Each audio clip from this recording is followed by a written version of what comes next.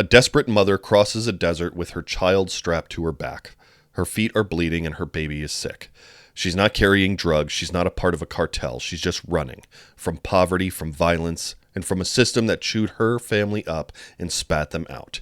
And when she finally gets here, after dodging sexual violence, extortion, and death, she's met with barbed wire, men with rifles, and politicians who call her an invader. This isn't about security. It's about cruelty. We're not being invaded. We're being told to hate.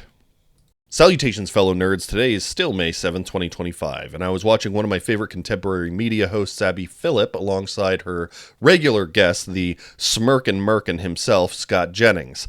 Now, I'm not exactly a fan of giving much credence to anything that man says, but in this segment, he was pressed on the Constitution and the importance of due process. And sure enough, he trotted out an old conservative favorite, the claim that America is being invaded by immigrants. So let's steelman that position. The best faith version of this belief goes something like this. America is facing unsustainable, uncontrolled immigration. The sheer number of people crossing the border, many illegally, puts pressure on our resources, our infrastructure, and our social services. This includes education, healthcare, and law enforcement. Some believe that criminal elements like drug cartels, gangs, and traffickers exploit lax border enforcement. On top of this, there's a cultural concern that large numbers of immigrants arriving without assimilation could alter the American identity, values, or political balance. When people say invasion, they don't mean tanks and soldiers. They mean the system is being overwhelmed and no one is doing anything to stop it. Now, conservatives, if you don't agree with that assessment and framing and think my version of your argument is garbage, feel free to pause here and correct me in the comments below. I don't want to misrepresent you in any way, but I do think it is crucial that we unpack this claim and the talking points that keep it alive. Many don't realize this isn't a new narrative. This exact fear-mongering tactic has been used for over a century. In the 1880s and 1920s, Chinese, Irish, and Italian immigrants were accused of overrunning America and destroying its culture. The 1924 Immigration Act built on eugenics and fears of racial degeneration. Post 9/11, immigration became synonymous with terrorism and national security. In the 2000s to the present, conservatives adopted invasion rhetoric, again, often linked to the Great Replacement theory, the idea that elites are trying to replace white Americans with non-white immigrants to dilute their power. So, while vocabulary evolves, the ideology stays the same. Anyone seeking a better life in America, just like our grandparents once did, is now labeled an invader. First, volume is not an invasion. A large number of people fleeing hardship isn't an invasion. Words matter. Invasion implies hostility and conquest, but women clutching their babies, teens fleeing gangs, and families searching for a safety net aren't trying to destroy America. They're trying to become part of it, to contribute, to survive, to build something better. Second, the assimilation argument is just racist nonsense. Every immigrant group that has been accused of refusing to assimilate until they eventually did. Irish, Italians, Jews, same script, different cast.